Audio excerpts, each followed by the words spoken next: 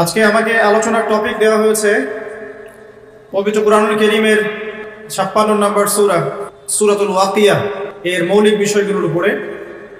ইনশাআল্লাহ তাআলা আমি চেষ্টা করছি আমার ক্ষুদ্র জ্ঞানে উক্ত সূরার মধ্য থেকে কিছু মৌলিক শিক্ষা সকলের সামনে উপস্থাপন করার জন্য। ওয়া মা তাওফীকি ইল্লা বিল্লাহ আলাইহি তাওয়াক্কালতু ওয়া ইলাইহি উনীব। আল্লাহ পাকের কাছে দোয়া করি আল্লাহ পাক আমাদের সবাইকে যেন আলোচনা শুনে বুঝে আমল করার তৌফিক দান করেন, আমিন।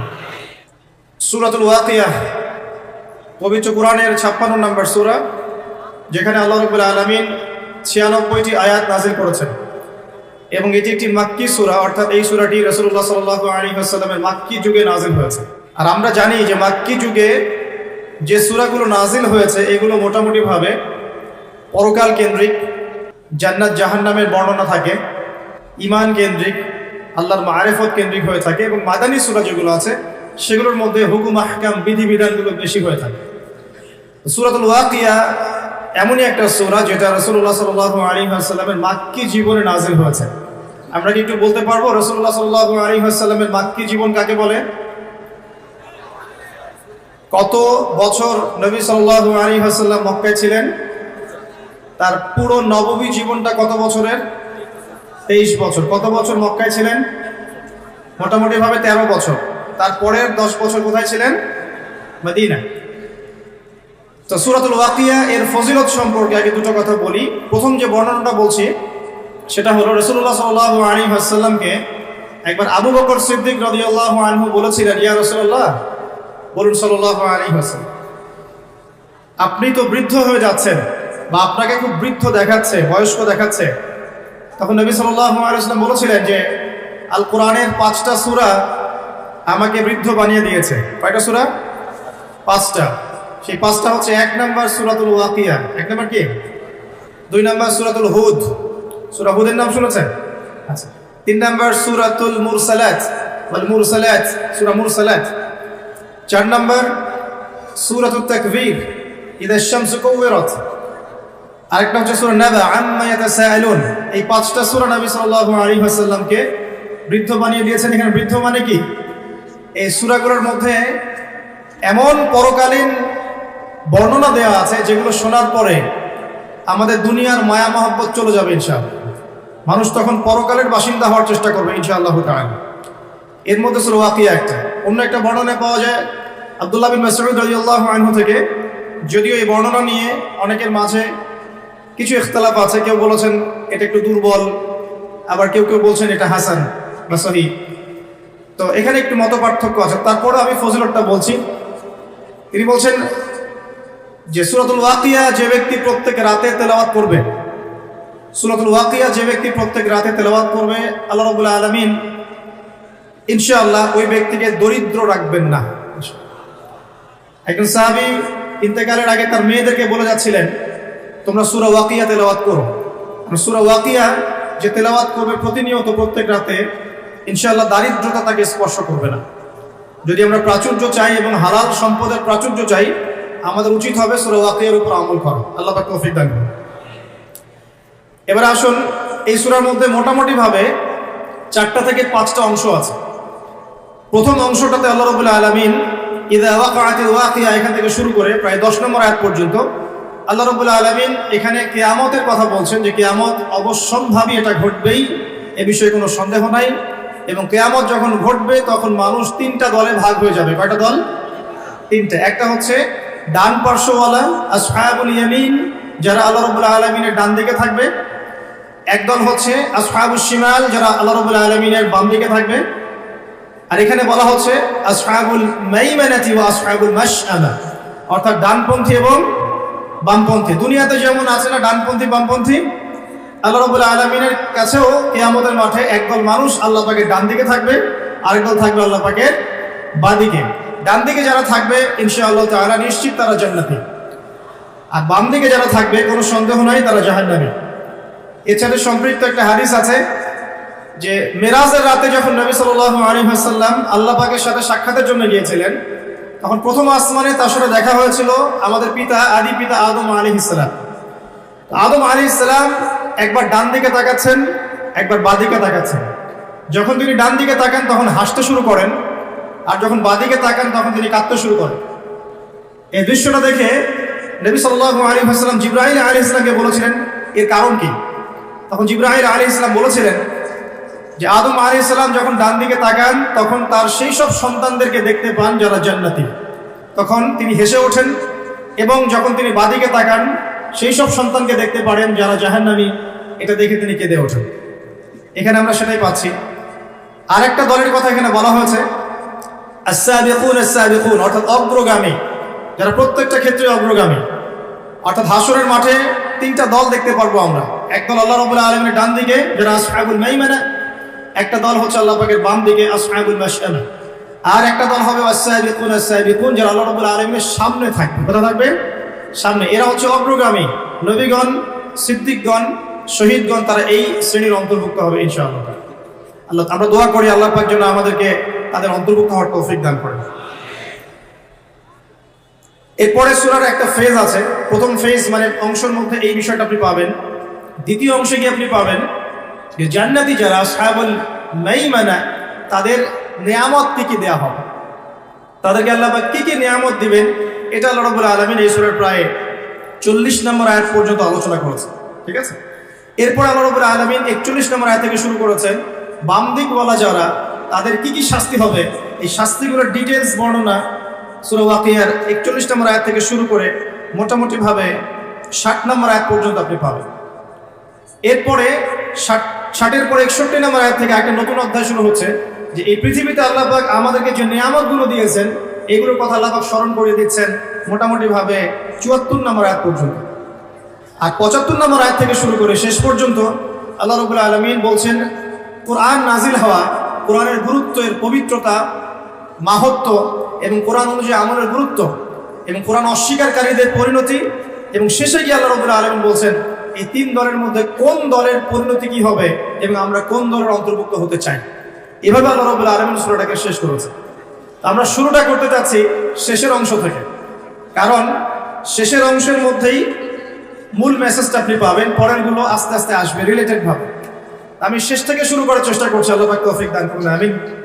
আল্লাহ রাব্বুল আলামিন শেষের দিকে বলছেন 75 নম্বর আয়াতে, এখান থেকে বোঝার চেষ্টা করুন। আমরা জানি রাসূলুল্লাহ সাল্লাল্লাহু আলাইহি ওয়াসাল্লাম এমন একটা যুগে ছিলেন যে যুগটাকে আমরা বলি আইয়ামে জাহিলিয়াত। কি বলি আমরা? কেন আইয়ামে জাহিলিয়াত বলি? কারণ ওই যুগের মানুষেরা জাহেলি কাজের সাথে সম্পৃক্ত ছিল। প্রশ্ন আসবে কি কি কাজ তাহলে জাহেলি কাজ?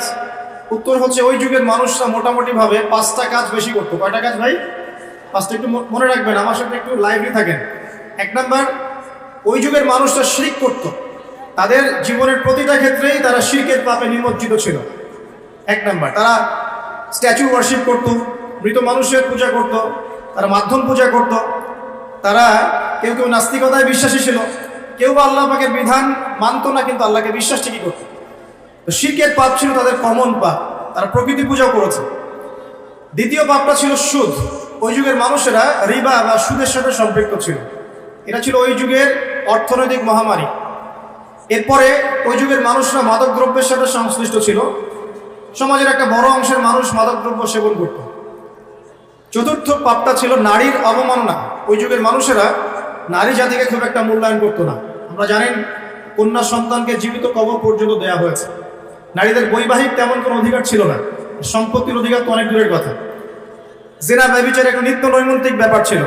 ধর্ষণ, পরকীয়া, জেনা, ব্যভিচার, মেয়েদেরকে বিক্রি করা, এগুলো খুব কমন বিষয় ছিল। আর 5 নম্বর সমস্যা ছিল গোত্রীয় হানাহানি। সামান্য ইস্যুতেই বড় বড় যুদ্ধ হয়ে যেত বিভিন্ন গোত্রের মধ্যে। মূলত এই 5টাই ছিল আইয়ামে জাহিলিয়াতের সবচেয়ে বড় সমস্যা। এরকম একটা সমাজে নবী সাল্লাল্লাহু আলাইহি ওয়াসাল্লামকে আল্লাহ পাক নবী করে পাঠালেন, এবং 40 বছর পর্যন্ত কিন্তু ওহী আসেনি নবী সাল্লাল্লাহু আলাইহি ওয়াসাল্লামের কাছে। তারপরেও তিনি কোনোদিনও কোনো পাপের সাথে সম্পৃক্ত হন নাই। এখন সমাজের এই অসঙ্গতিগুলো নবী সাল্লাল্লাহু আলাইহি ওয়াসাল্লাম দূর করতে চাইতেন। এ কারণে যুবক বয়সে তিনি হিলফুল ফুজর তৈরি করেছিলেন। কিন্তু হিলফুল ফুজর সমাজের পুরো পাপের যে শেকড়, এটাকে উপড়ে ফেলতে সক্ষম হয়নি। কারণ একটা সমাজকে সংস্কার করতে হলে, অন্ধকারাচ্ছন্ন একটা সমাজকে আলোকিত করতে হলে মানুষের মস্তিষ্ক প্রসূত জ্ঞান, বিদ্যা আর বুদ্ধি যথেষ্ট নয়। প্রয়োজন হচ্ছে আল্লাহ পাকের পক্ষ থেকে ওহীর জ্ঞান। কি প্রয়োজন বলেন? আল্লাহ পাকের পক্ষ থেকে ওহীর জ্ঞান, কিন্তু সেই ওহীর জ্ঞান কিন্তু 40 বছর পর্যন্ত আসেনি। এসেছে 40 বছরে গিয়ে নবী সাল্লাল্লাহু আলাইহি ওয়াসাল্লাম যখন হিরা গুহায় আছেন তখন তার কাছে আসলো প্রথম সূরা আলাকের 5টি আয়াত, ইকরা বিসমি রাব্বিকাল্লাযী খালাক, তারপর কি খালাকাল ইনসানা মিন আলাক, ইকরা ওয়া রাব্বুকাল আকরাম আল্লাযী আল্লামা বিল কলম আল্লামাল ইনসানা মা লাম ইয়ালাম। আগে একটু এটা অর্থগুলো দেখি। আল্লাহ পাক বলছেন যে সমাজটা আপনি পরিবর্তন করতে যাচ্ছেন এই সমাজের পরিবর্তন এভাবে হবে না। আগে কি করতে হবে? ইকরা, আগে পড়তে হবে। কি পড়তে হবে? বিসমি রাব্বিকাল্লাযী খালাক, আপনার সেই রবের নামে যিনি আপনাকে সৃষ্টি করেছেন, যে জ্ঞান আপনাকে আল্লাহ পর্যন্ত পৌঁছে দিবে সেই জ্ঞান চর্চা আপনাকে করতে হবে। এটা এক নাম্বার।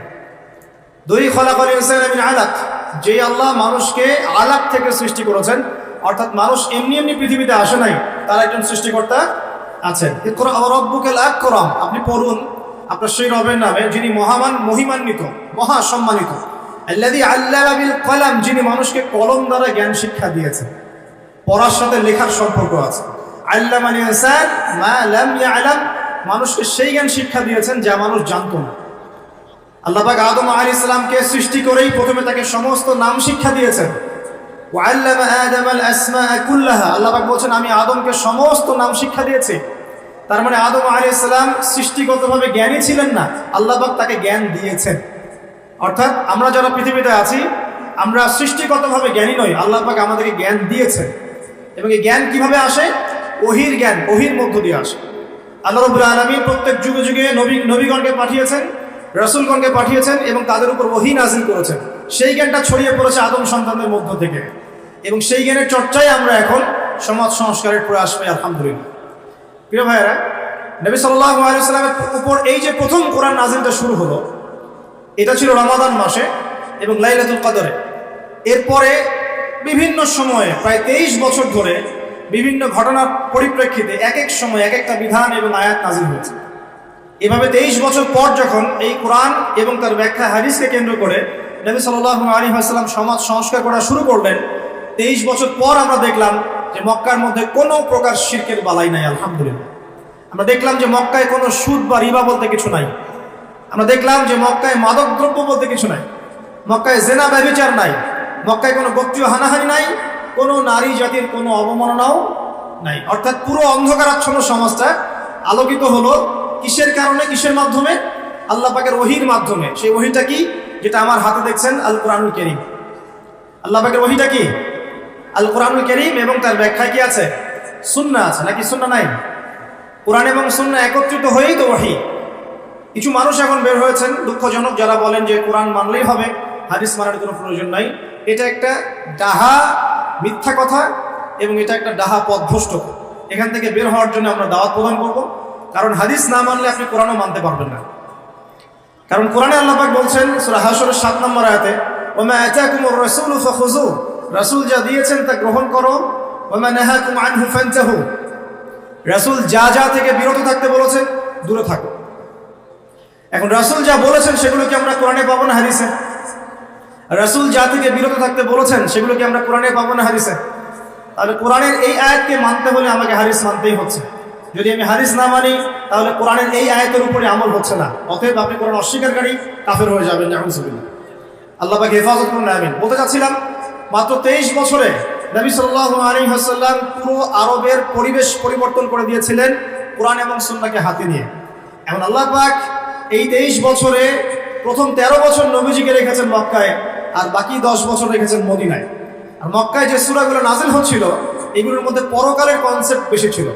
আল্লাহর তাওহীদ, পরকাল, মৃত্যু, হাসর, জান্নাত, জাহান্নাম, মিজান, পুলসিরাত, মানুষের দৃষ্টিভঙ্গি আগে পরিবর্তন করা হচ্ছিল। এই দুনিয়ার জীবনটা সাময়িক এবং এটা চিরস্থায়ী নয়, আমাদেরকে ফিরে যেতে হবে আল্লাহর কাছে। এই দুনিয়ার জীবনটা হচ্ছে একটা কর্মক্ষেত্র মাত্র, ফলাফলের জায়গা এটা নয়। এই কনসেপ্টটা পরিষ্কার করার জন্য আল্লাহ রাব্বুল আলামিন মাক্কি জীবনে কিন্তু খুব বেশি এই সুদের বিধান, জিহাদের বিধান, হ্যাঁ অন্যান্য যে বিধানগুলো আছে, পর্দার বিধান, এগুলো কিন্তু খুব একটা মক্কায় নাজিল হয়নি, মদিনায় গিয়ে নাজিল হয়েছে। আমার কথা কি বুঝতে পারছেন? আগে মানুষের আকীদাটাকে, মানুষের দর্শনটাকে চেঞ্জ করা হয়েছে। বস্তুবাদী দর্শন থেকে আগে পরকালমুখী দর্শনে মানুষকে নিয়ে আসা হয়েছে, আল্লাহর কাছে আত্মসমর্পণের দর্শনে আনা হয়েছে। এরপর আল্লাহ পাক একটা একটা করে বিধান দিয়েছেন, মানুষ অবনত চিত্তে আত্মসমর্পণ করেছে। অতএব দাওয়াতি কাজ করতে গেলে আগে এইভাবেই কাজ করা উচিত। আগে মানুষকে আল্লাহর দিকে নিয়ে আসতে হবে, তাওহীদের দিকে নিয়ে আসতে হবে, লা ইলাহা ইল্লাল্লাহের দিকে নিয়ে আসতে হবে, মুহাম্মদুর রাসূলুল্লাহর দিকে নিয়ে আসতে হবে।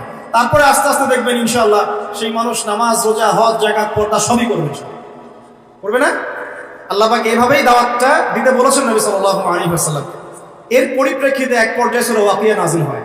যে কোনো মাক্কি সূরা আপনি দেখবেন সেখানে হিস্ট্রি পাবেন, পূর্ববর্তী নবীদের ঘটনা পাবেন, আগেকার আম্বিয়া কেরামের ঘটনা পাবেন, জান্নাতের বর্ণনা পাবেন, জাহান্নামের আযাবের বর্ণনা পাবেন, মৃত্যু, পরকাল, মিজান, পুলসিরাত এগুলোর কথা পাবেন মাক্কি সূরাগুলোর মধ্যে। সূরা ওয়াকিয়ার মধ্যে আল্লাহ পাক এটাই বলেছেন। আমি শেষ থেকে করছি এই কারণে, আল্লাহ পাক বলছেন বিসমিল্লাহির রহমানির রহিম, ফালা উকসিমু বিমাওয়াকি'ন নুজুম। খেয়াল করুন, আল্লাহ পাক বলছেন আমি কসম করছি, আল্লাহ পাক বলছেন আমি কসম করছি নক্ষত্রগুলোর অবস্থান স্থলের। একটু কথাগুলো খুবই উঁচু মানের, উঁচু বালাঘাতের, একটু মনোযোগ দিতে হবে। আল্লাহ পাক বলছেন যে আমি কসম করছি নক্ষত্রগুলোর অবস্থান স্থলের। এটা একটা বিশাল কসম, ইন্নাহু লাকাসামুন লাউ তা'লামুন আযীম। আর আমি এখন যে কসমটা করলাম এই কসমটা একটা বিশাল বিষয়ের কসম, কিন্তু তোমরা এটা বুঝতে পারছো না। কিভাবে বিশাল বিষয় আগে এটা বোঝেন। নক্ষত্রের অবস্থানগুলো এত সূক্ষ্ম, যদি কখনো আপনি আকাশের তারা দেখে থাকেন এবং অ্যাস্ট্রোনমি সম্পর্কে আপনার কোনো সামান্য ধারণাও থেকে থাকে, আপনি বুঝতে পারবেন যে এই মহাবিশ্বে আমাদের আকাশে যে তারাগুলো দেখা যায় এই তারাগুলোর অবস্থান খুবই সূক্ষ্ম। এক একটার থেকে এক একটা ডিস্টেন্স যদি 1 ইঞ্চিও কম বেশি হয়ে যায় এই অভিকর্ষ বল, মহাকর্ষ বলটা কলাপস করবে, এত সূক্ষ্ম। আমরা এখন বলি না যে বিজ্ঞান থেকে মহাবিশ্ব সৃষ্টি হয়েছে, কেউ সৃষ্টি করে না, নাউযুবিল্লাহ। অথচ এই মহাবিশ্বের প্রতিটা গ্রহ, নক্ষত্র, গ্যালাক্সি, সৌরজগৎ, চন্দ্র, সূর্য, পৃথিবী এগুলো এত সূক্ষ্ম গাণিতিক ব্যাখ্যায় আছে, এত সূক্ষ্ম গাণিতিক সূত্র মেনে চলে, যার একটু ডানে বামে গেলেই মহাবিশ্ব কলাপস করবে। শুধু যদি সূর্যটাকে 1 হাত এগিয়ে দেওয়া হয় তাহলে এই পৃথিবীর অর্ধেকের বেশি জায়গা মরুভূমি হয়ে যাবে। আর যদি সূর্যটাকে 1 হাত পিছিয়ে দেওয়া হয় তাহলে এই পৃথিবীর একটা বড় অংশ বরফের চাদরে ঢেকে যাবে। শুধু যদি চাঁদকে একটু এগিয়ে দেওয়া হয় পৃথিবীর একটা বড় অংশ সমুদ্রের পানিতে ভেসে যাবে। আর চাঁদকে যদি একটু পিছিয়ে দেওয়া হয় ভাটা পড়ে যাবে, সাগরের স্রোত পাবেন না আপনি। কথাগুলো বুঝতে হলে আপনাকে অ্যাস্ট্রোনমি জানতে হবে, কিছুটা হলেও আপনাকে এগুলো পড়াশোনা করতে হবে। আল্লাহ পাক বলছেন তারাগুলোর অবস্থানের কসম করছি আমি আল্লাহ। আর তোমরা যদি জানতে যে কসমটা কত বিশাল, অর্থাৎ এটা একটা বিশাল মানের কসম, তারাগুলোর অবস্থানের কসম। এখানে কোরআনের আয়াতকে তারার সাথে তুলনা কেন করা হচ্ছে একটা বিষয় আছে। আপনি যদি তারাগুলোর অবস্থান স্থল মেলাতে পারেন আপনি পথ খুঁজে পাবেন। মনে করেন পৃথিবীতে কোনো ঘড়ি নাই, সব শেষ, আপনি সমুদ্রে চলাফেরা করছেন, কোন দিক পূর্ব, কোন দিক পশ্চিম, কোনটা উত্তর, কোনটা দক্ষিণ, আপনি বুঝতে পারবেন অনলি তারা দেখে, আর কোনো সুযোগ নাই। আগেকার নাবিকরা এইভাবে তারা দেখে পথ চলতো। একটু রিল্যাক্সে যদি রাতের বেলা তারা দেখতে পারেন আপনি দেখবেন আপনি খালি চোখেই বুঝতে পারবেন তারাগুলোর মধ্যে একটা গাণিতিক সূত্র আছে। যদি আপনি জ্যামিতি বুঝে থাকেন, এক একটা থেকে একটা ডিস্টেন্স, তার থেকে আরেকটা ডিস্টেন্স দেখবেন সমান। কারোর সাথে ত্রিভুজ আকৃতি, কারোর সাথে চতুর্ভুজের আকৃতি, কারোর সাথে বর্গাকৃতি তারাগুলো আছে, এত সূক্ষ্ম হবে। আল্লাহ পাক এগুলো এমনি এমনি সৃষ্টি করেন নাই। আল্লাহ পাক বলেছেন এই তারাগুলো হিফজন, মানে এগুলো শয়তানকে প্রতিহত করে দেয়। শয়তান যদি উপরে উঠে খবর নেওয়ার জন্য আল্লাহ পাক এরকম উল্কাপিণ্ড নিক্ষেপ করেন তাদের পিছনে।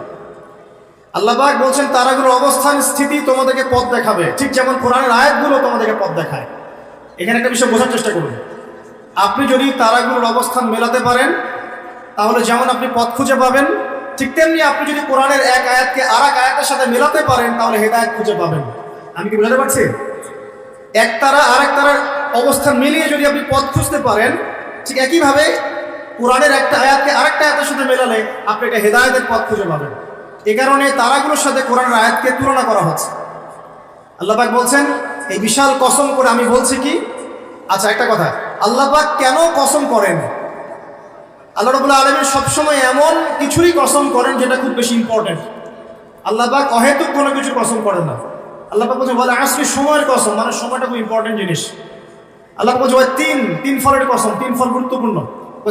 জাইতুন ইম্পর্টেন্ট, তুরি সিনিন, তুর পাহাড়, সিনাই পাহাড় ইম্পর্টেন্ট, দুহা অপরাহ্নের শপথ, লাইল রাতের শপথ। ঠিক আছে? আল্লাহ পাক কোনো ক্ষেত্রে ফালা ওয়া রাব্বুক, তোমার রবের কসম এটাও বলেছেন, নিজের কসম নিজে করেছেন। তো আল্লাহ পাক নিঃসন্দেহে সেই বিষয়ের কসম করেন যেটা আমাদের কাছে অনেক বেশি ইম্পর্টেন্ট। এখানে আল্লাহ পাক বলছেন আমি আকাশের তারার অবস্থান স্থলের কসম করছি, কসম করে বলছি। বিশাল বিষয়ের কসম করে আল্লাহ পাক একটা বড় কথাই বলতে যাবেন। একটা বড় বিষয়ে এর কসম করে নিশ্চয়ই একটা বড় কথা আসবে, এটা স্বাভাবিক, তাই না? আমরা যখন বলি আল্লাহর কসম করে বলছি এটা, আল্লাহর কসম করে বলছি ওইটা, তাহলে আল্লাহর কসম করলে আপনাকে তো একটা বড় কথাই বলতে হবে নাকি? সামান্য একটা বিষয় তো আপনি আল্লাহর কসম করবেন না, করবেন? একটা বিষয় মনে রাখবেন, মান হালাফা বিগাইরি ইসমিল্লাহি ফাকাদ কাফার, কেউ যদি আল্লাহ রাব্বুল আলামিন ছাড়া অন্য গায়রুল্লাহর নামে কসম করে সে ব্যক্তি কুফর করলো।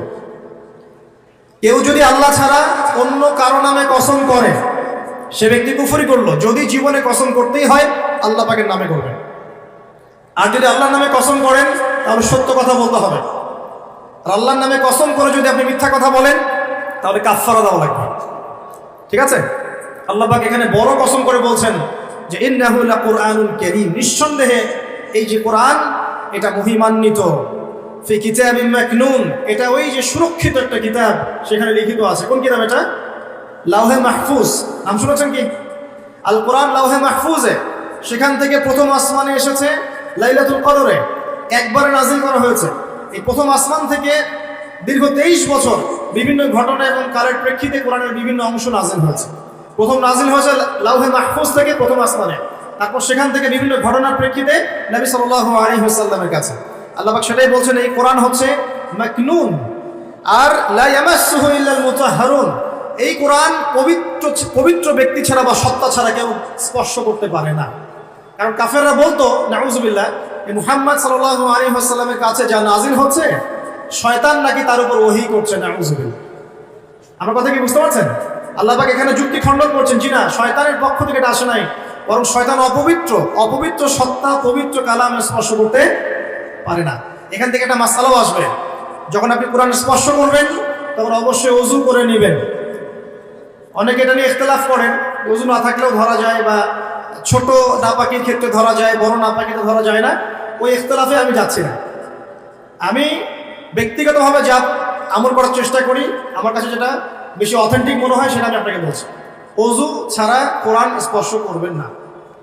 কোরআন তেলাওয়াত করতে হলে, স্টাডি করতে হলে অবশ্যই ওযু করে নিয়ে বসবেন ইনশাআল্লাহ। আল্লাহ পাক বলছেন লা ইয়ামাসসুহু ইল্লাল মুতাহহারুন, পবিত্র সত্তা ছাড়া কোরআন কেউ স্পর্শ করে না। এটা কি? তানজিলুম মির রাব্বিল আলামিন, আল কোরআন তোমার রব মানে মহাবিশ্বের প্রতিপালক আল্লাহর পক্ষ থেকে নাজিল হয়েছে। কোরআন কারো মন গড়া কথা নয়, কোনো অলিক গল্প বা উপন্যাস নয়। কোরআনুল কারীম কোনো জিন শয়তানের পক্ষ থেকে আসে নাই, এটা কোনো নিজের হাতে রচিত কোনো কিতাব নয়। আগেকার তাওরাত, জাবুর, ইনজিল থেকে কপি করা হয়নি, বরং কোরআন রব্বুল আলামিনের পক্ষ থেকে কি হয়েছে? নাজিল হয়েছে। আল্লাহ পাক বলেন আফা বিহাদাল হাদিসি আনতুম মুদহিনুন, তোমরা কি এই যে হাদিস, কোরআনকে এখানে হাদিস বলা হচ্ছে, হাদিস মানে কিন্তু বাণী, কোরআনকে বলা হচ্ছে এই বাণী বা এই হাদিসকে কি তোমরা এড়িয়ে যাচ্ছ? আল্লাহ পাক বলেন ওয়া তাজআলুনা রিজকাকুম আন্নাকুম তুকাযযিবুন, এই কথাটা ভালো করে শুনুন। আল্লাহ পাক বলেন কোরআনকে অস্বীকার করাই কি তোমরা তোমাদের রিজিক বানিয়ে নিয়েছো?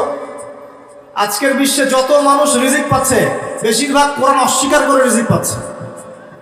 বুঝতে পারছেন না? মনে হয় কোরআন এবং তার সাথে বিরোধিতা করে মানুষ রিজিক কামাই করছে না? মানুষ সুদের মধ্যে রিজিক পাচ্ছে, কোরআনকে পাশ কাটিয়ে যাচ্ছে। মানুষ ঘুষের মধ্যে রিজিক নিচ্ছে, কোরআন পাশ কাটিয়ে যাচ্ছে। মানুষ দুর্নীতি করে রিজিক নিচ্ছে, কোরআন পাশ কাটিয়ে যাচ্ছে। কোনো কোনো ক্ষেত্রে ইসলামের বিরোধিতা করাটাকেই রিজিক বানিয়ে নিয়েছে মানুষ, তাই নাই? কত মানুষ বই লিখছে ইসলামের বিরুদ্ধে, টকশো করছে ইসলামের বিরুদ্ধে, বক্তব্য দিচ্ছে ইসলামের বিরুদ্ধে, সংগঠন চালাচ্ছে ইসলামের বিরুদ্ধে। মানে আল্লাহ পাক বলছেন তোমরা কি কোরআনের বিরোধিতা করাটাকেই রিজিক বানিয়েছো? কত চমৎকার কথা, তাই না? বাস্তবে তাই হচ্ছে না? বাস্তবে এটাই হচ্ছে। খুব কম সংখ্যক মানুষ বাদ দিয়ে বেশিরভাগ তার বিরোধিতা করেই রিজিক অর্জন করার চেষ্টা করছে। আল্লাহ পাক আমাদেরকে বোঝার তৌফিক দান করুন, আমিন। আল্লাহ পাক বলেন ফালাউলা ইযা বালাগাতিল হুলকুম, কতদিন করবে এভাবে, কতদিন চলবে এভাবে? ফালাউলা ইযা বালাগাতিল হুলকুম, ওই কথা স্মরণ করো যখন তোমাদের প্রাণ জানটা চলে আসবে। হুলকুমে, হুলকুম কোনটা? যেখান থেকে আপনি হা আইন এগুলো উচ্চারণ করেন, তাই না? নাকি ওস্তাদরা আছেন না এখানে? এটা হুলকুম।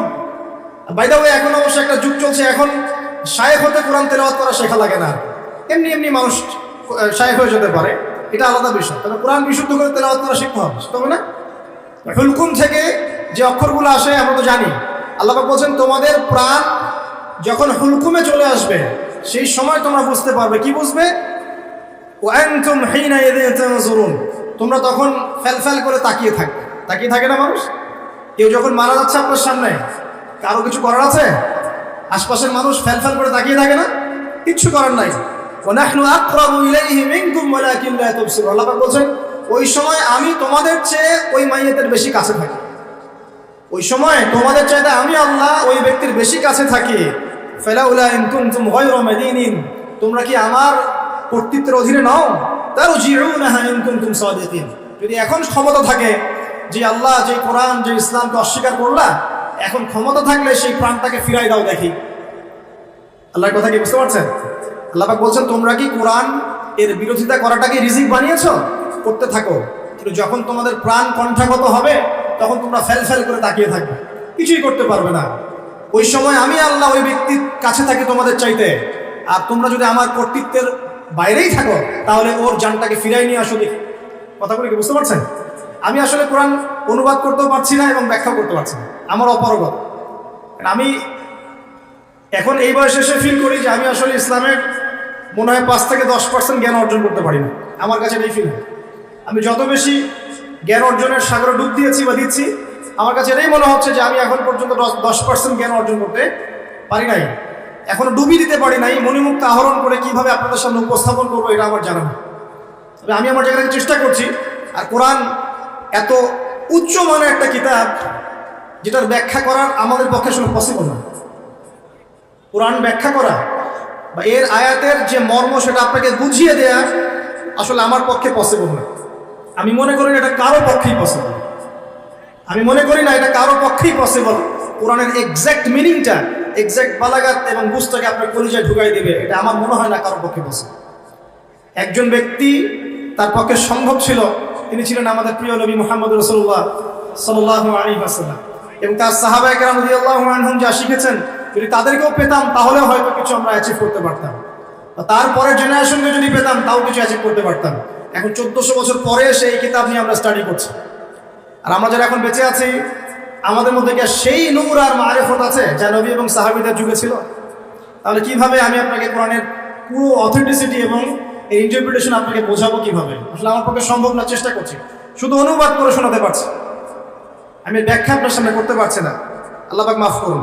আল্লাহ পাক শেষে গিয়ে বলছেন যে কোরআন বিরোধিতা করাটাকেই কি তোমরা রিজিক বানিয়ে নিয়েছো? জেনে রেখো, যদি কোরআনের বিরোধিতা করতে থাকো একদিন তোমাদের মৃত্যু আসবেই। যেদিন আসবে সেদিন কণ্ঠনালীর কাছে চলে আসবে তোমাদের প্রাণ। ওই দিন আশপাশে বহু মানুষ থাকলেও কেউ তোমাদের কোনো উপকার করতে পারবে না, সবাই ফ্যাল করে তাকিয়ে থাকবে।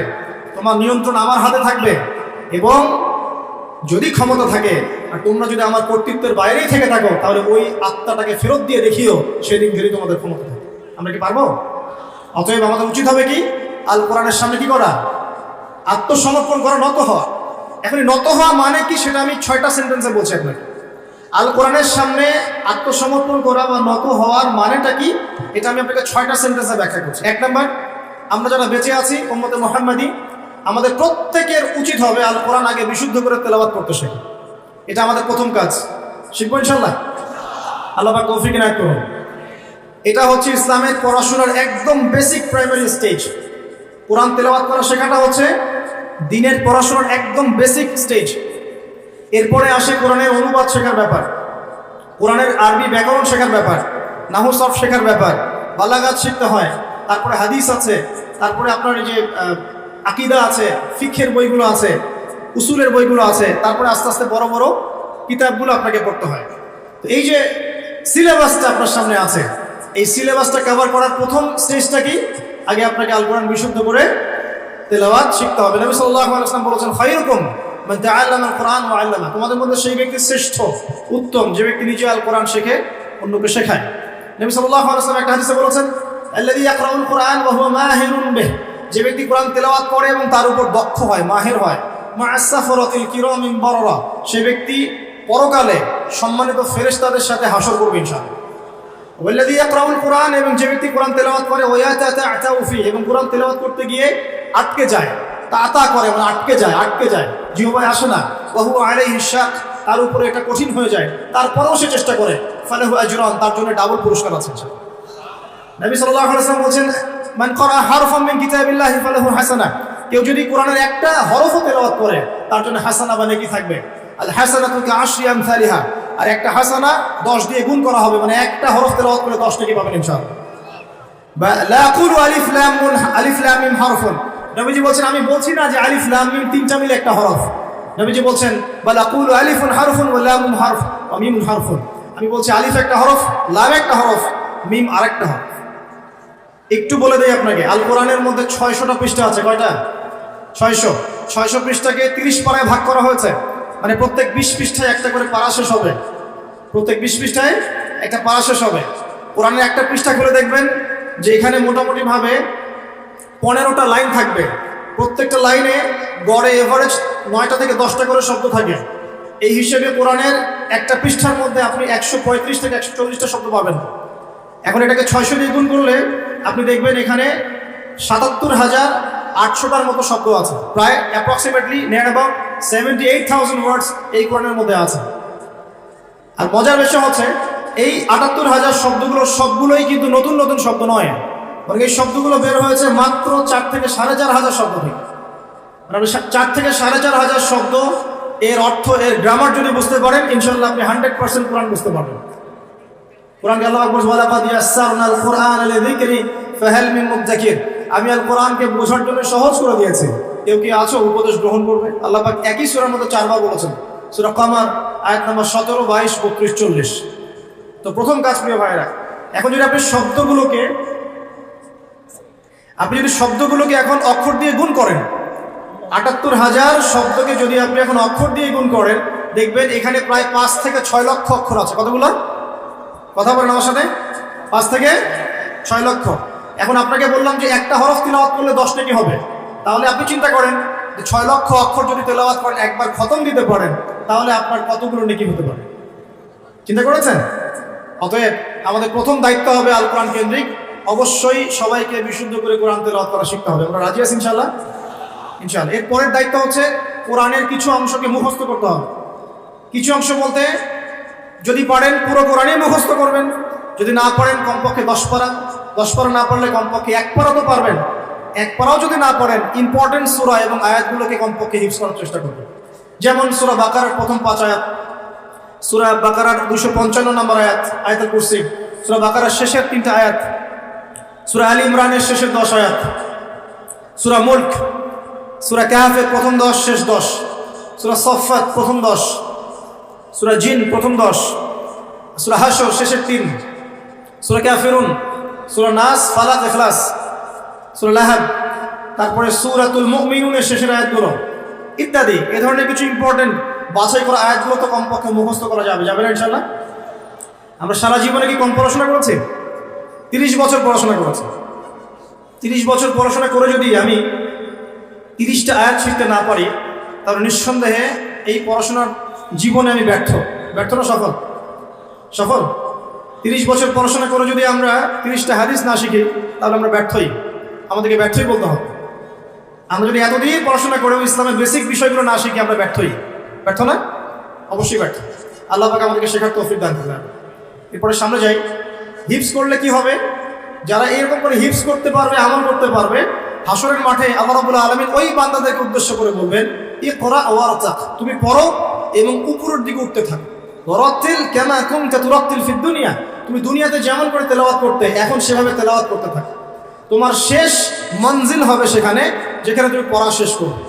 কোরআন তেলাওয়াত করতে করতে আপনি যেখানে থামবেন, জান্নাতের সেই স্তরে আপনাকে রাখা হবে ইনশাআল্লাহ। তাহলে কোরআনের হাফেজ হওয়ার প্রয়োজন আছে না? এছাড়াও হাফেজে কোরআনরা কিন্তু সুপারিশও করবে, তার পরিবার বর্গের অনেকের জন্য সুপারিশ করবে ইনশাআল্লাহ।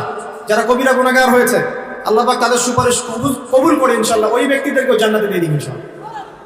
আল্লাহ পাকের কাছে আমরা দোয়া করি যেন আমরাও কোরআনে হাফেজ হতে পারি, আমরা যদি নাও পারি আমাদের সন্তানদেরকে যেন হাফেজ বানাতে পারি ইনশাআল্লাহ। বারবার একটা কথা বলি প্রত্যেকটা মাহফিলে গিয়ে, যে আল কোরআনের আলো ঘরে ঘরে জ্বলবে না যতক্ষণ পর্যন্ত ঘরে ঘরে কোরআনওয়ালা মানুষ তৈরি হবে না। প্রত্যেকটা ঘরে আমাদের অন্তত একটা করে কোরআনওয়ালা মানুষ লাগবে, তো লাগবে না? একটা করে কোরআনওয়ালা মানুষ তো লাগবে কমসে কম। আল্লাহ পাক আমাদের সন্তানদেরকে কোরআনওয়ালা মানুষ হিসেবে মানুষ করার তৌফিক দান করুন, আমিন। আমি বলছি না আপনারা ডক্টর ইঞ্জিনিয়ার হবেন না, জেনারেল পড়াশোনা ছেড়ে দিবেন, এগুলো বলছি না। এই পড়াশোনা ছেড়ে দিলে আপনি কোরআন সুন্নাহকে হাতে নিয়ে বিশ্বকে চ্যালেঞ্জ করতে পারবেন না। এই পড়াশোনা দরকার আছে, কিন্তু আপনার ভিত্তিটা হতে হবে কোরআন সুন্নাহ কেন্দ্রিক। পারা যাবে না ইনশাআল্লাহ? আল্লাহ তৌফিক দান করুন, আমিন। 3 নম্বর হচ্ছে কোরআনের আদেশগুলো আমাদের মেনে চলার চেষ্টা করতে হবে। 4 নম্বর কোরআনের যে নিষেধগুলো আছে এগুলো বর্জন করতে হবে। 5 নম্বর কোরআনের দাওয়াত মানুষের কাছে পৌঁছাতে হবে। যতজন আপনার দাওয়াতে ভালো পথে ফিরে আসবে সবার নেকি ইনশাল্লাহ আপনি পাবেন ইনশাল্লাহ। এবং 6 নম্বর কোরআনের কিছু বিধান আছে, বিধান এগুলোকে পাশ কাটিয়ে যাওয়া যাবে না, এগুলোকে বাস্তবায়ন করার চেষ্টা করতে হবে। আল্লাহ পাক তৌফিক দান করুন। এই 6টা কাজ যখন একত্রিত হবে তখন এই যে আল্লাহ পাক নাজিল করলেন কোরআন, বিশাল কসম করে নাজিল করেছি, এর হকটা আদায় হবে। এবং যেভাবে আইয়ামে জাহেলিয়াতের সেই যুগটা পরিবর্তন হয়েছিল ইনশাআল্লাহ এই যুগের জাহেলিয়াতও পরিবর্তন হবে ইনশাআল্লাহ।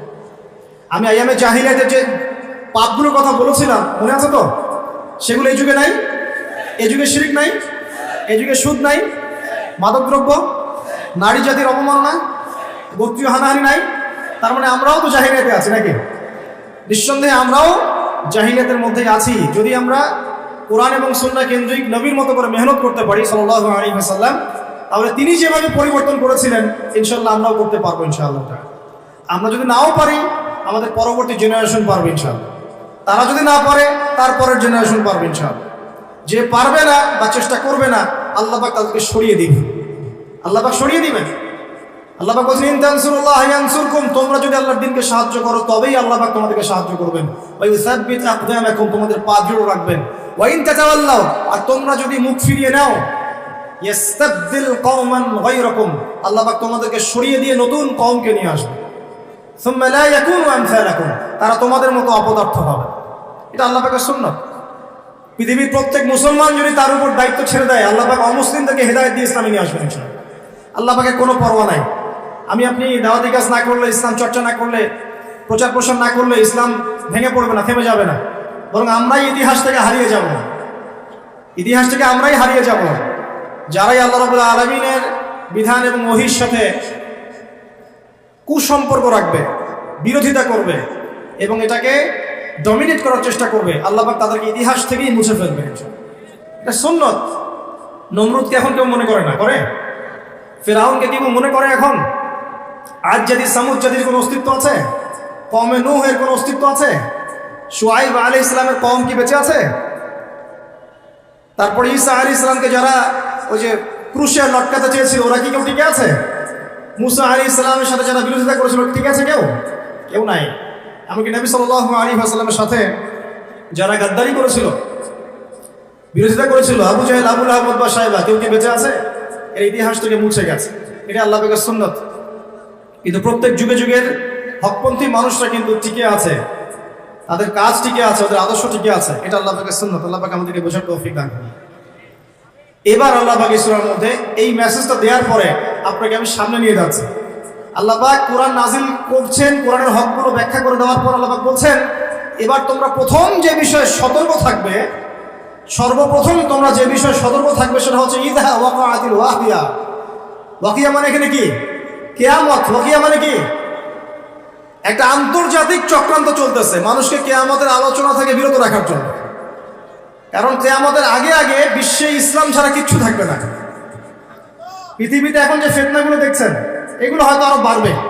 হ্যাঁ, এগুলো বাড়বে, বাড়তে বাড়তে বাড়তে একটা পর্যায়ে যাবে যখন মাসিহুদ দাজ্জাল বের হবে এবং দাজ্জাল তার অনুসারীদেরকে নিয়ে বিশ্বটাকে শাসন করবে। ওইটাই বিশ্বের শেষ শয়তানি শাসন। এরপর কোনো শয়তানি শাসন থাকবে না। এরপর আসছেন ইমাম মাহদি, তারপর ঈসা ইবনে মারইয়াম এবং ইসলামী খেলাফত।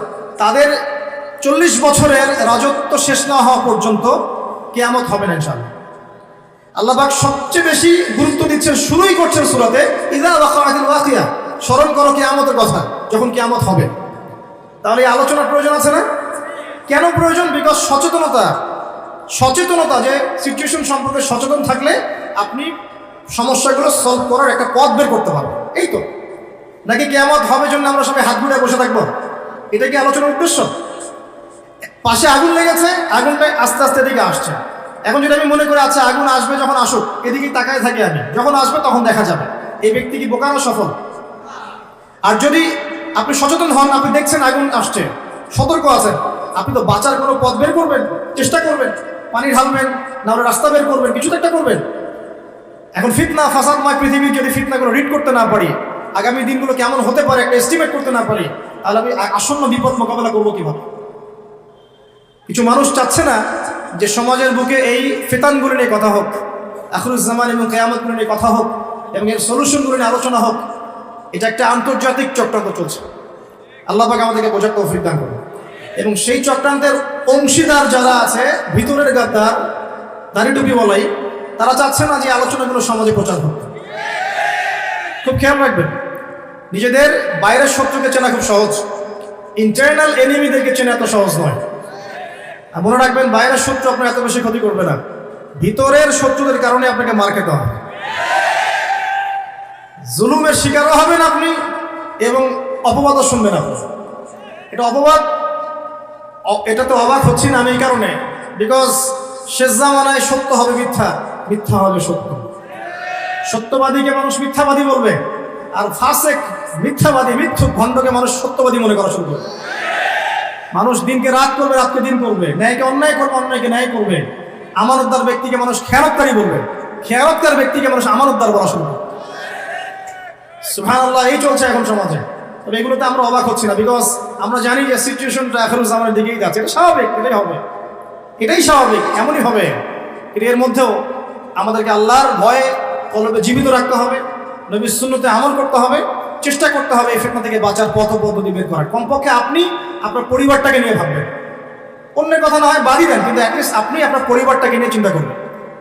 চিন্তা করে দেখবেন কোন পরিবেশে আপনি সন্তানকে মানুষ করছেন, কোথায় পড়াশোনা করাচ্ছেন, আপনার মেয়েটার সামনে কোন পরিবেশ ফেস করবে, এই সমাজের মধ্যে সে কি তার ইজ্জত ধরে রাখতে পারবে?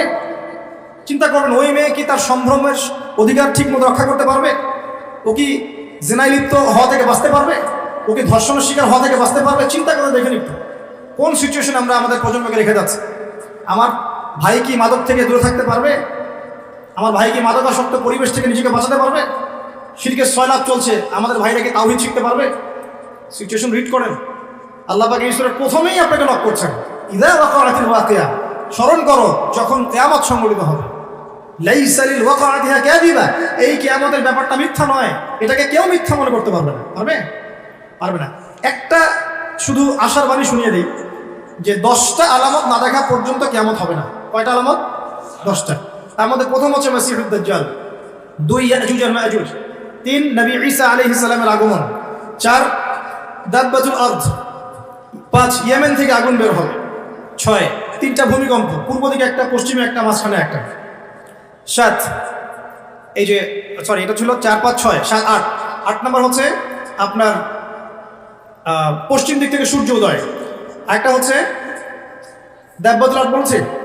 আচ্ছা, আরেকটা আমি এই মধ্যে মনে করতে পারছি না, এই 8টা আরো 2টা আছে, হাদিসটা প্রসিদ্ধ মাশহুর হাদিস, সব কিতাবে পাবেন। এইরকম 10টা আলামত ছাড়া, 10টা আলামত না হওয়া পর্যন্ত কিয়ামত সংঘটিত হবে না ইনশাআল্লাহ।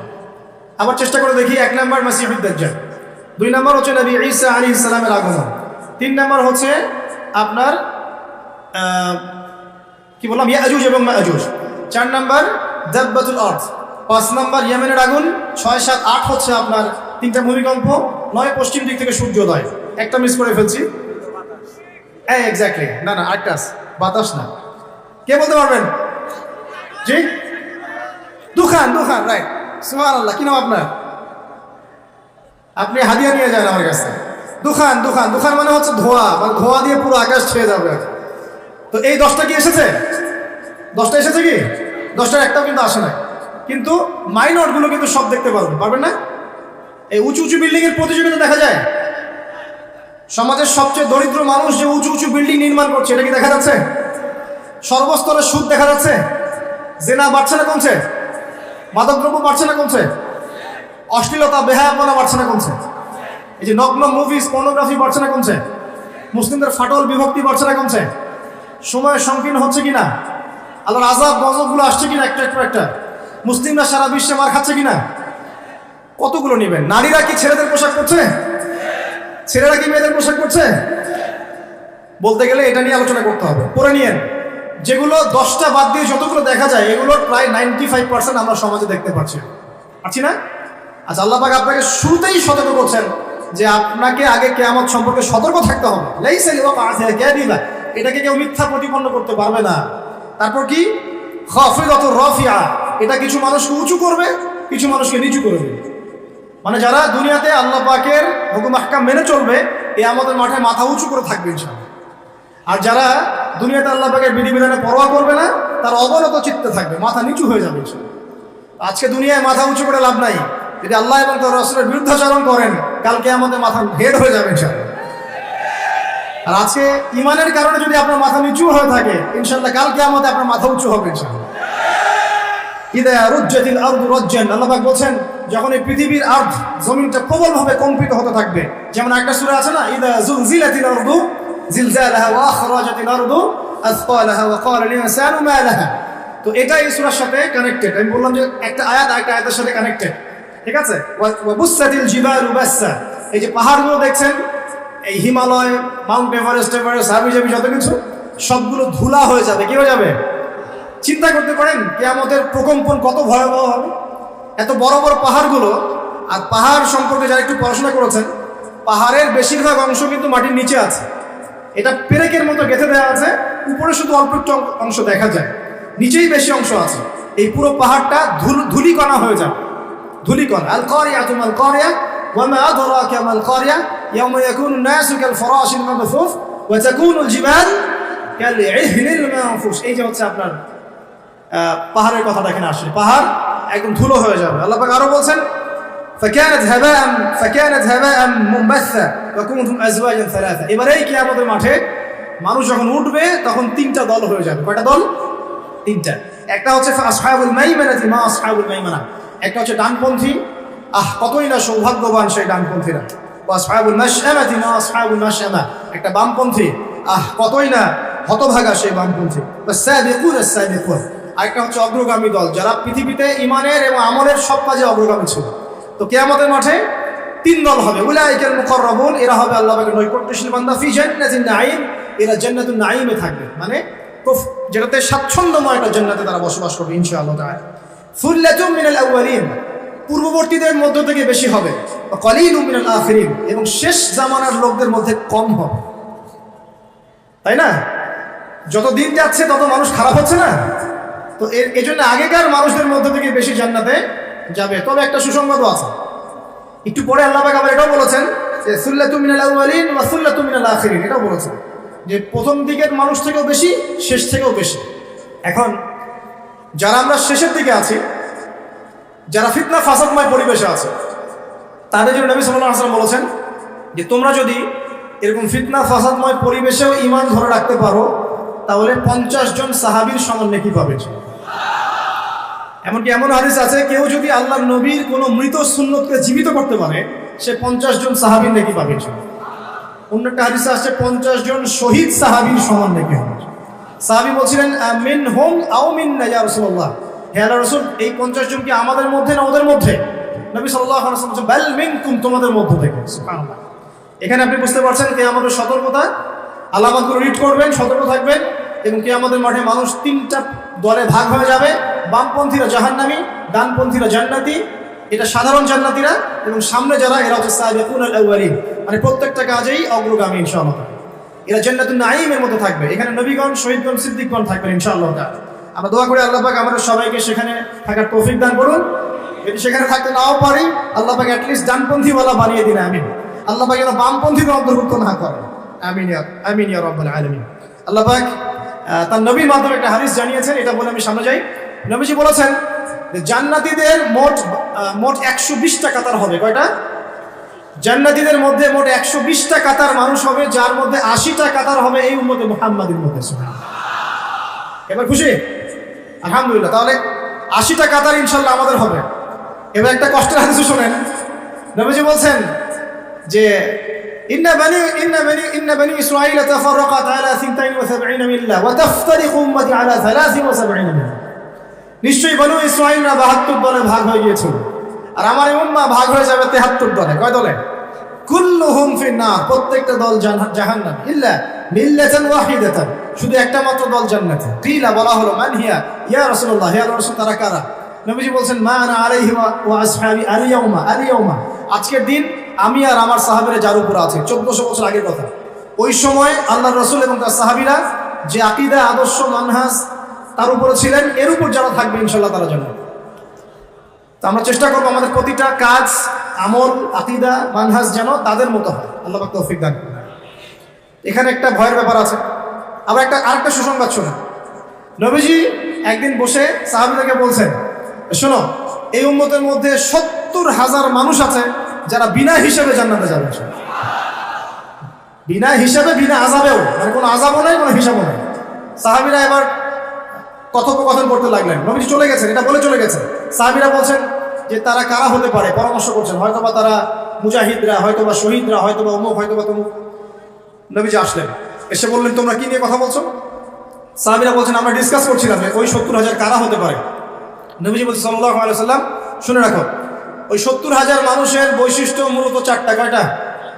1, তারা শুভ অশুভ এসব লক্ষণে বিশ্বাস করে না, মানে কোনো শিরকের সাথে ওদের কোনো সম্পর্ক নেই। কথা বুঝতে পারছেন? আর আপনি তো ওই যে পেপার খুললেই দেখবেন কন্যা রাশির এই, সিংহ রাশির এই, ওই যে জ্যোতিষী আপনাকে শুভ বলছে, এটা অশুভ। আবার আপনি বলছেন হ্যাপি বার্থডে। হ্যাপি মানে কি? শুভ। হ্যাপি বার্থডে মানে শুভ জন্মদিন। তো আপনার ওই দিনটা যে শুভ হয়ে যাবে, কে গ্যারান্টি দিয়েছে? গ্যারান্টি আছে? আবার এই যে কিছু উদ্বোধন করবেন, ফিতা কাটলেন, পাখি উড়িয়ে দিলেন, শুভ।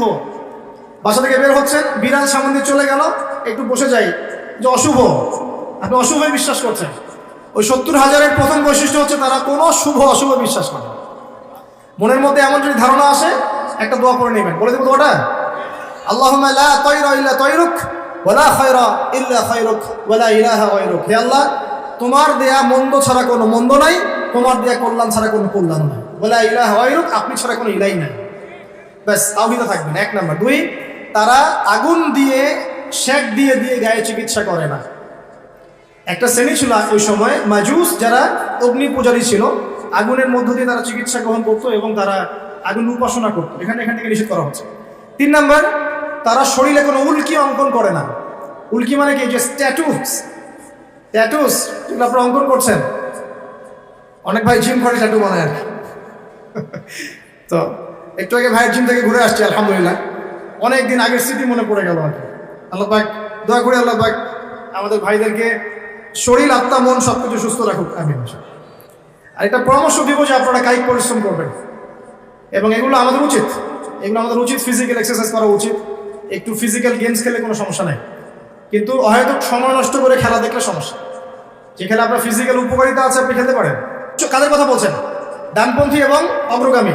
তারা সুউচ্চ আসনে হেলান দিয়ে বসে থাকবে, মুত্তাকিন আলাইহা মুতাকাবিলিন, তারা একে অপরের সাথে মুখোমুখি বসবে।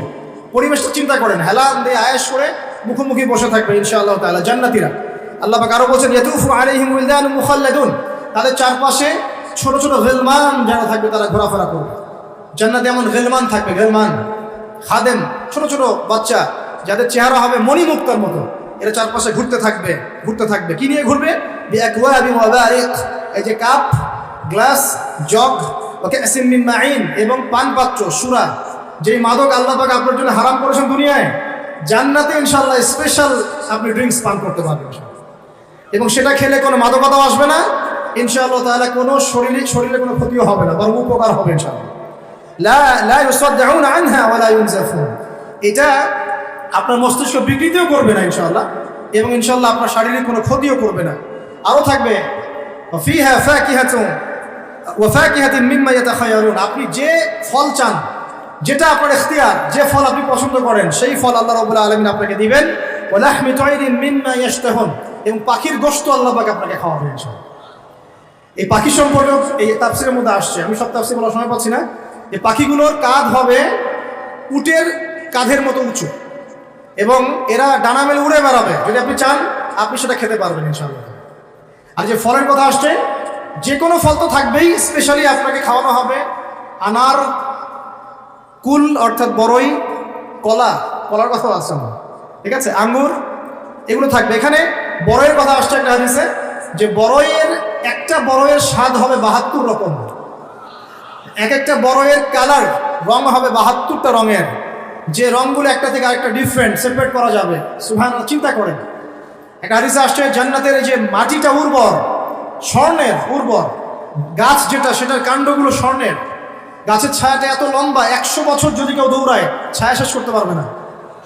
এবং এই মাটিতে যদি আপনি গাছ লাগাতে চান দুনিয়া থেকে লাগাতে পারবেন ইনশাআল্লাহ। খালি বলতে হবে সুবহানাল্লাহ, আলহামদুলিল্লাহ, ওয়ালা ইলাহা ইল্লাল্লাহ, আল্লাহু আকবার, আর বলতে হবে সুবহানাল্লাহি ওয়া বিহামদিহি সুবহানাল্লাহিল আযীম। আপনার জান্নাতে গাছ অটোমেটিক লাগাতে থাকবে ইনশাআল্লাহ।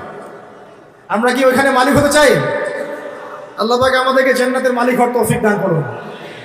এগুলো জান্নাতের নিয়ামত, আসলে বলে শেষ করতে পারবো না। আল্লাহ পাক বলেন জাযাআম বিমা আল্লাহ পাক বলেন ওয়া হুরুন ঈন। এইবার যুবকরা শুনেন, ওয়া হুরুন ঈন, এবং এগুলোর সাথে থাকবে ডাগর চোখের হুর।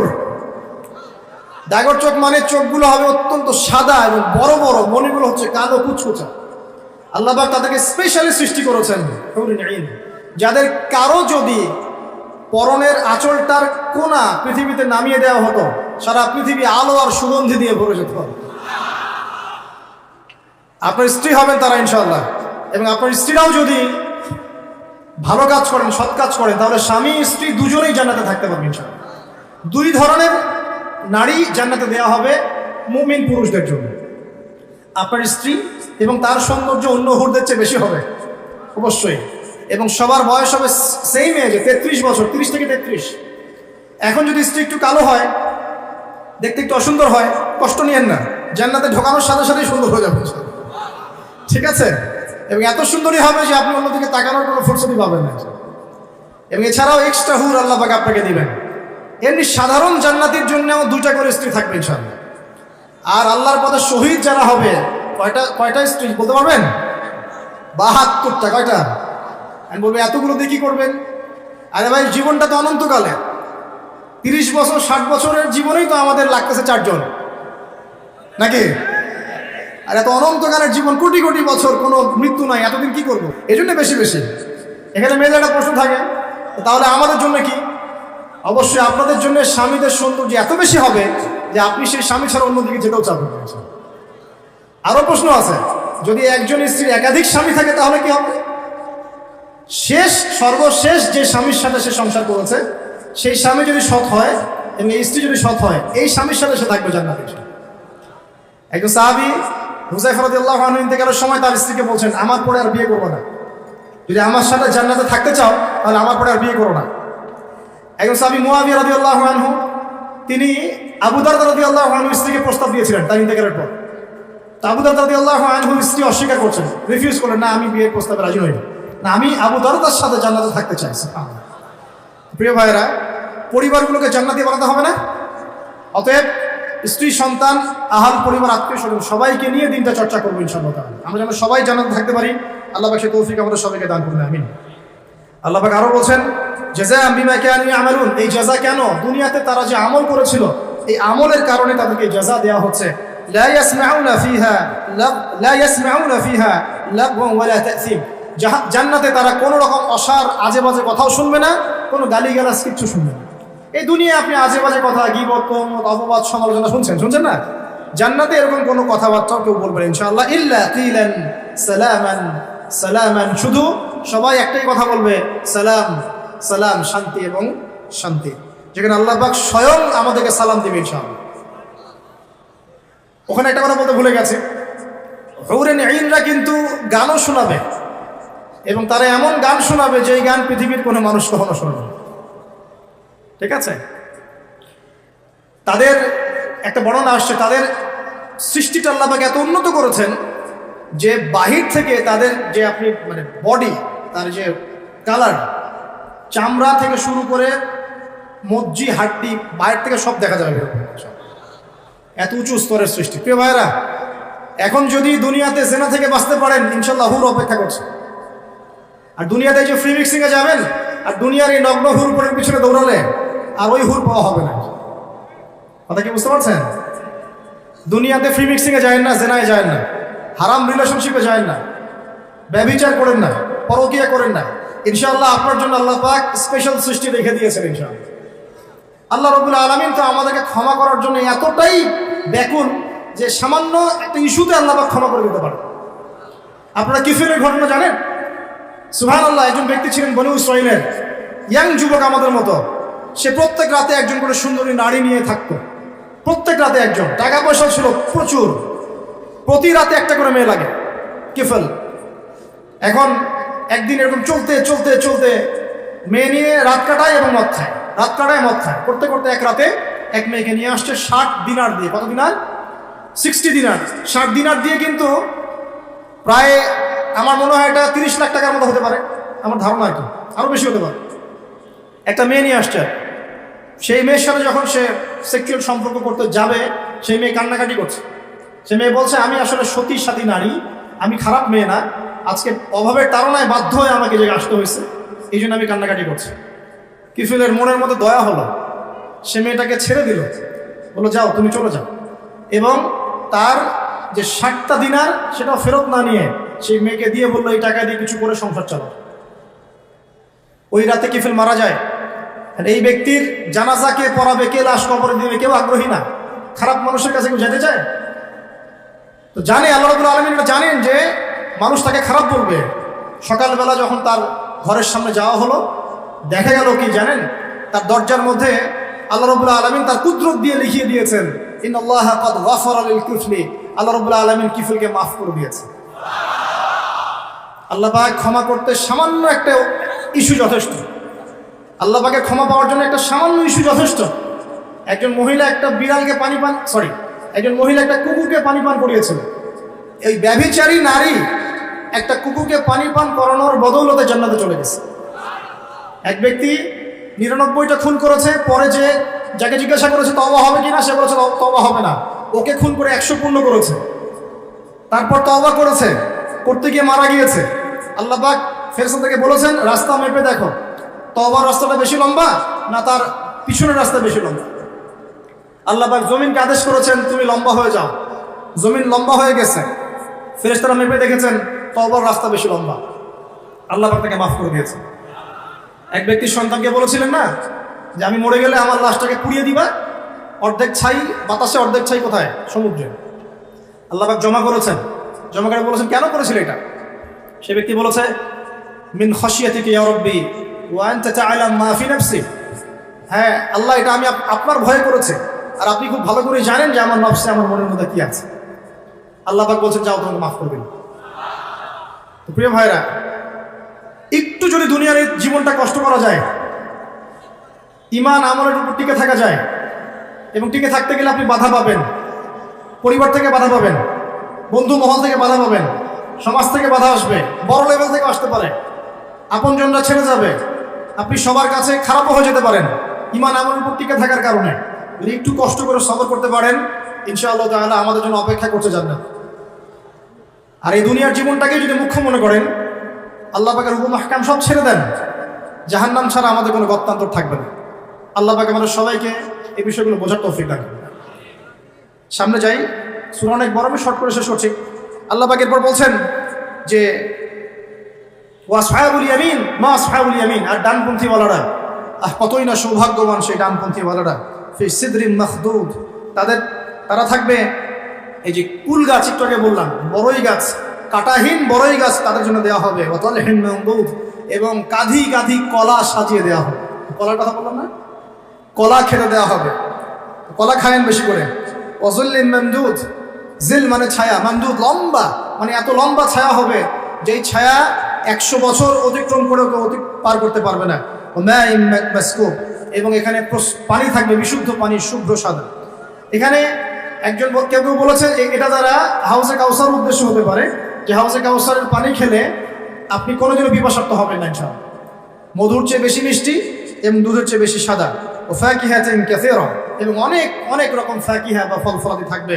লা মাকতুআতিন ওয়া লা মামনুআ, এগুলোকে নিষেধ করা হবে না এবং সাপ্লাইটা বন্ধ করে দেওয়া হবে না, কন্টিনিউয়াসলি সাপ্লাই আসতে থাকবে, কেউ বারণ করবেন ইনশাআল্লাহ। ওয়া ফুরুশিন মারফুআ, এবং সুউচ্চ বিছানা আপনাকে দেওয়া হবে। ফুরুশ বহু বচন, আপনাকে দেওয়া হবে কি? সুউচ্চ বিছানা। ইন্না আনশানাহুন্না ইনশাআ, এবং হুরুন ইন দেওয়া হবে, যে হুরদেরকে আল্লাহ পাক স্পেশালি সৃষ্টি করেছেন, স্পেশাল ক্রিয়েচার আল্লাহ পাক। ফাজআলনাহুন্না আবকারান, আর আমি আল্লাহ সেই হুরদেরকে বানিয়েছি কুমারী। প্রত্যেকবার আপনি তাদের কাছে যাবেন, আবার তারা কুমারী হয়ে যাবে ইনশাআল্লাহ। আর আজকে যদি এই যে বললাম জিনায় লিপ্ত থাকেন, তাহলে সেই কুমারী হুর পাওয়া হবে না। আল্লাহ পাক বোঝার তৌফিক দান করুন। উরুবান আতরাবা, তারা খুব প্রেমময়ী হবে এবং স্বামী ভক্ত হবে। লিআসহাবিল ইয়ামিন, ডানপন্থী ওয়ালাদের জন্য। সুল্লাতুম মিনাল আউয়ালিন, পূর্ববর্তীদের মধ্যে বহু মানুষ এর অন্তর্ভুক্ত হবে। ওয়া সুল্লাতুম মিনাল আখিরিন, এবং শেষদের মধ্যেও বহু মানুষ এর অন্তর্ভুক্ত হবে ইনশাআল্লাহ। এরপর আল্লাহ পাক পরের ফেজে গিয়ে বলছেন ওয়া আসহাবুশ শিমাল মা আসহাবুশ শিমাল, আর বামপন্থী ওয়ালা, কতই না দুর্ভাগা এই বামপন্থী ওয়ালারা। ফি সামুমি ওয়া হামিম, এরা থাকবে উষ্ণ বাতাস এবং হামিমের মধ্যে। হামিম মানে কি জানেন? ফুটন্ত পানি। সামুম উষ্ণ বাতাস, প্রচণ্ড গরম বাতাস প্রবাহিত হবে আর গরম পানি খেতে দেওয়া হবে। আর কি? ওয়াযুল্লিম মিন ইয়াহমুম, এমন ছায়ায় দাঁড় করানো হবে যে ছায়াটা কালো ধোঁয়া দ্বারা আচ্ছাদিত হয়ে থাকবে। লা বারিদিন ওয়ালা কারীম, এগুলো ঠান্ডা হবে না এবং আরামদায়ক হবে না। ইন্নাহুম কানু ক্বাবলা যালিকা মুতরাফিন, এই শাস্তি কেন হবে? কারণ দুনিয়ার জীবনে তারা আল্লাহ পাকের হুকুম আহকামের যাররা পরোয়া করতো না, তারা সীমা লঙ্ঘন করতো। ওয়া কানু ইউসিরুনা আলাল হিনফিল আযীম, এবং এই যে মানে দুনিয়ার জীবনে তারা সব ধরনের যে কবিরা গুনাহ, এই কবিরা গুনাহতে তারা লিপ্ত থাকতো, এই কারণে ওদেরকে শাস্তি দেওয়া হয়। তো এই দুনিয়ার জীবনে আমরা সুদ খাচ্ছি না ভাই? সুদ, ঘুষ, জিনা, ব্যভিচার, আত্মসাৎ, দুর্নীতি আমরা করছি না? যদি এই হয় আমাদের অবস্থা, তাহলে আমাদের জন্য অপেক্ষা করছে আসহাবুশ শিমাল এবং জাহান্নামের আযাবগুলো। আল্লাহ হেফাজত করুন, আমিন। ওয়া কানু ইয়াকুলুন, এবং তারা আরো বলতো, এই লোকগুলো আরো বলতো, আইযা মিতনা ওয়া কুননা তুরাবান ওয়া ইযামা আইন্না লামাবউসুন, তারা আরো বলতো আমরা যখন মারা যাব, আমাদের হাড় হাড্ডি যখন এরকম পচে যাবে, গোশত থাকবে না, আমাদেরকে কি আল্লাহ পাক আবার জীবিত করবেন? তারা সংশয় প্রকাশ করতো। আবাউল আউয়ালিন, আমাদেরকেও করবে, আমাদের বাপ দাদা তাদেরকেও করবে, এটাও কি সম্ভব? তারা অস্বীকার করতো আজকের নাস্তিক প্রজন্মের মতো।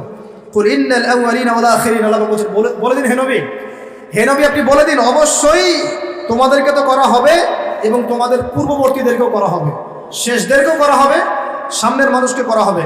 লামাজমুউনা ইলা মিকাতি ইয়াউমিন মা'লুম, নিঃসন্দেহে তোমাদের সবাইকে সেই সুনির্ধারিত দিনে একত্রিত করা হবে।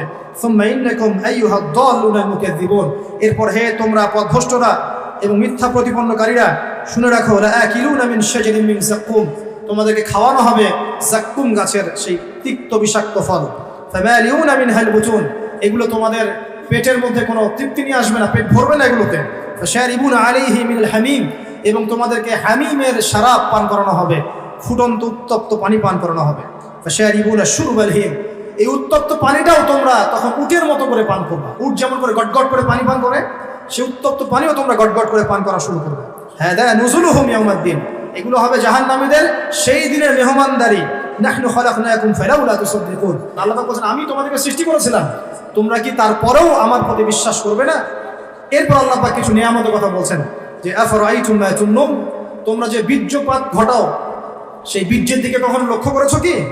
আনতুম তাখলুকুনাহু আম নাহনুল খালিকুন, তোমরা কি সেই বীর্য সৃষ্টি করেছো না আমি আল্লাহ সেটা সৃষ্টি করেছি। নাহনু কদ্দারনা বাইনাকুমুল মাউত, আমি আল্লাহ তোমাদের মধ্যে মৃত্যু সৃষ্টি করেছি, মৃত্যুর সময় নির্ধারণ করেছি। ওয়ামা নাহনু বিমাসবুকিন, এবং আমাদেরকে বাধ্য করে, আমি আল্লাহ আমাকে বাধ্য করে এমন কোনো সত্তা নাই। আলা আন নুবাদদিল আমসালাকুম ওয়া নুশিআকুম ফিমা লা তা'লামুন, আল্লাহ বলছেন আল্লাহ পাক চাইলেই তোমাদেরকে সরিয়ে নতুন সৃষ্টি নিয়ে আসতে পারেন যে সম্পর্কে তোমাদের কোনো ধারণাই নেই। ওয়ালাকাদ আলিমতুম নাশআতাল উলা ফালাউলা তাযাক্কারুন, আর তোমরা তো খুব ভালো করে জানো প্রথমবার তোমাদেরকে কেমন করে সৃষ্টি করেছিলাম। আফরাআইতুম মা তাহরুসুন, তোমরা কি যে চাষবাসগুলো করো এই ফসলের দিকে তাকিয়ে দেখো না? আনতুম তাজরাউনাহু আম নাহনু সারিউন, তোমরা কি এই ফসলগুলো ফলাও না আমি এখানে মাটি থেকে এটাকে উৎপন্ন করি? লাউ নাশাউ লাজআলনাহু হুতামা, আমি যদি চাইতাম তাহলে ফসলগুলোকে আমি খড়কুটায় পরিণত করতাম। ফাযালতুম তাফাক্কাহুন, তোমরা তখন কি হতে? তাফাক্কাহুন, বোকা হয়ে যেতে। তোমরা ফসল দেখতে যে ফসল সব নষ্ট হয়ে গেছে, তোমরা মনে করতে হায় এটা আমার কি হলো। আল্লাহ বলছেন ইন্না লামুগরামুন, তোমরা বলতে আমরা তো ক্ষতিগ্রস্ত হয়ে গেলাম। বাল নাহনু মাহরুমুন, বরং তোমরা মাহরুম হয়ে গেলে। আফরাআইতুমুল মা আল্লাযী তাশরাবুন, তোমরা কি সেই পানির দিকে লক্ষ্য করো না যেই পানি তোমরা পান করছো? আনতুম আনজালতুমুহু মিনাল মুজনি আম নাহনুল মুনজিলুন, তোমরা কি পানি মেঘ থেকে নাজিল করো না আমি আল্লাহ মেঘ থেকে নাজিল করি? লাউ নাশাউ জাআলনাহু উজাজান ফালাউলা তাশকুরুন, আমি আল্লাহ যদি চাইতাম তাহলে তোমাদের সমস্ত পানিকে লবণাক্ত বানিয়ে দিতাম, নোনা বানিয়ে দিতাম, তোমরা কি তবুও শুকরিয়া আদায় করবে না? আফরাআইতুমুন নারুল্লাতী তুরুন, তোমরা কি আগুনের দিকে দেখেছো কখনো? আগুনের দিকে তাকিয়ে কখনো কি শুকরিয়া আদায় করেছো? আনতুম আনশাতুম শাজারাতাহা আম নাহনুল মুনশিউন, এই গাছের কাঠগুলো কি তোমরা উৎপন্ন করো না আমি আল্লাহ উৎপন্ন করি? নাহনু জাআলনাহা তাযকিরাতাও ওয়া মাতাআন লিল মুকওয়িন, এই আগুনটাকে এই আগুনটাকে আমি বানিয়েছি তোমাদের জন্য উপদেশ স্বরূপ। উপদেশ কেন? কারণ এই আগুনটা হচ্ছে জাহান্নামের 70 ভাগের 1 ভাগ। আর আমরা যে আগুনটা ইউজ করি, এই আগুনটা ইউজ করানোর জন্য এই আগুনকে দুইবার সাগরের মধ্যে ঠান্ডা করা হয়েছে, তারপরে আগুনের এই শেপটা এসেছে। এই আগুন ছাড়া বিশ্বে আমরা কোনো কাজ করতে পারবো? এই আগুনের দিকে কখনো তাকিয়েছ? তোমরা কি আগুন কাঠ থেকে তোমরা যে আগুন জ্বালাও, এটা কি কাঠ তোমরা তৈরি করতে পারো না? আমি তৈরি করে দিই। আল্লাহ পাক বলছেন যে এই আগুনটাকে বানিয়েছি উপদেশ স্বরূপ। নাহনু জাআলনাহা তাযকিরাতান, এটাকে উপদেশ বানিয়েছে, মাতাআল লিল মুকউইন, এবং তোমাদের জন্য ভোগোপকরণ বানিয়েছে। ফাসাব্বিহ বিসমি রাব্বিকাল আযীম। যদি আল্লাহ পাকের সমস্ত নিয়ামতগুলো তোমরা স্বীকার করে থাকো, তাহলে এখনই বলো সুবহান রাব্বিয়াল আযীম, সুবহানা রাব্বিয়াল আযীম। আমরা কোথায় বলি এটা? নামাজের রুকুতে। দেখুন কোথায় আমরা কি বলছি, যার অর্থ কি, কার সাথে কত বিষয় সম্পৃক্ত আছে, দেখেছেন? এরপর আল্লাহ পাক বলছেন যে ফালা উকসিমু বিমাওয়াকি'ন নুজুম। প্রথমে যেটা বললাম, আমি কসম করছি নক্ষত্রের অবস্থান স্থলের। ওয়া ইন্নাহু লাকাসামুন লাউ তা'লামুন আযীম, নিশ্চয়ই এটা একটা বড় কসম যদি তোমরা জানতে। ইন্নাহু লাকুরআনুন কারীম, নিশ্চয়ই এটা হচ্ছে কুরআনুল কারীম। ফি কিতাবিন মাকনুন, এটা মাকনুন কিতাবে আছে। লা ইয়ামাসসুহু ইল্লাল মুতাহহারুন, পবিত্রতা অর্জনকারী ছাড়া এটাকে স্পর্শ করতে পারে না। তানজিলুম মির রাব্বিল আলামিন, এটা রব্বুল আলামিনের পক্ষ থেকে নাযিল করা হয়েছে। আফা বিহাযাল হাদীসি আনতুম মুদহিনুন, তোমরা কি এই হাদিসটাকে অস্বীকার করছো, এড়িয়ে যাচ্ছ? ওয়া তাজআলুন রিজকাকুম আন্নাকুম তুকাযযিবুন, অস্বীকার করাটাকে রিজিক বানিয়ে নিয়েছো। ফালাউলা ইযা বালাগাতিল হুলকুম, কখনো নয় যখন তোমাদের কণ্ঠের মধ্যে প্রাণ চলে আসবে। ওয়া আনতুম হিনা ইলাইহি তানজুরুন, সে সময় তোমরা ফেলফেল করে তাকিয়ে থাকবে। ওয়া নাহনু আকরাবু ইলাইহি মিনকুম ওয়ালাকিন লা তুবসিরুন, আল্লাহ পাক বলছেন আমি আল্লাহ ওই মাইয়েতের কাছে থাকি তোমাদের চাইতে, তোমরা বুঝতে পারো না, তোমরা জানো না। তারজিউনাহা ইন কুনতুম সাদিকিন, তোমরা যদি সত্যবাদী হও ওর প্রাণটা ফিরিয়ে নিয়ে আসো। সবশেষ কথা হচ্ছে এই, সবশেষ কথা আল্লাহ পাক বলছেন ফাআম্মা ইন কানা মিনাল মুকাররাবিন, এই মৃত্যুবরণকারী মানুষ যদি ওই অগ্রগামীদের অন্তর্ভুক্ত হয়, অর্থাৎ দুনিয়াতে সে যদি প্রতিটা কাজ আল্লাহ পাকের হুকুম আহকাম, তার রাসূলের সুন্নাহ অগ্রগামীদের মতো করে করে, তাহলে তার জন্য থাকবে ফারাউহুন ওয়া রাইহান ওয়া জান্নাতুন নাঈম, তার জন্য থাকবে বিশ্রাম নেওয়ার জায়গা। কবরে বিশ্রাম, ঘুম, রাইহান, যত ভোগ উপকরণ আছে সব আল্লাহ দিবেন। ওয়া জান্নাতুন নাঈম, এবং স্বাচ্ছন্দ্যে ভরা একটা জান্নাত, চিরস্থায়ী জীবন আল্লাহ পাক দিবেন। এটা এক নম্বর শ্রেণী। 2, ওয়া আম্মা ইন কানা মিন আসহাবিল ইয়ামিন, আচ্ছা অগ্রগামী না হয়েও যদি সে ডানপন্থী ওয়ালা হতে পারে, তাহলে ফাসালামুল লাকা মিন আসহাবিল ইয়ামিন, তাহলে ডানপন্থী ওয়ালাদের জন্যও সালাম আল্লাহর পক্ষ থেকে থাকবে। সালামুন আলাইকুম তিবতুম খালিদিনা ফিহা আবাদা, তোমরা এখানে চিরস্থায়ী হবে। আর 3 নম্বর, ওয়া আম্মা ইন কানা মিনাল মুকাযযিবিন, আর যদি অগ্রগামী হতে না পারো, ডানপন্থী ওয়ালাও হতে না পারো, যদি তোমরা মিথ্যা প্রতিপন্নকারীদের অন্তর্ভুক্ত হও, আর দাল্লিন যারা পথভ্রষ্ট, ফানুজুলুম মিন হামিম, তাহলে তোমাদের জন্য থাকবে হামিম, ফুটন্ত পানি, ওয়া তাসলিয়াতু জাহিম, এবং জাহান্নামের মর্মান্তিক আযাব প্রবেশ। ইন্না হাযা লাহু হাক্কুল ইয়াকিন, আর এটা কোনো খেলতামাশা নয়, মিথ্যা কথা নয়, হাক্কুল ইয়াকিন, এটা হচ্ছে ধ্রুব সত্য কথা। অতএব ফাসাব্বিহ বিসমি রাব্বিকাল আযীম, তোমরা সবাই এই রব্বিয়াল আযীম, এই আযীম মহান রবের তাসবিহ পাঠ করে এবং বলো সুবহানা রাব্বিয়াল আযীম।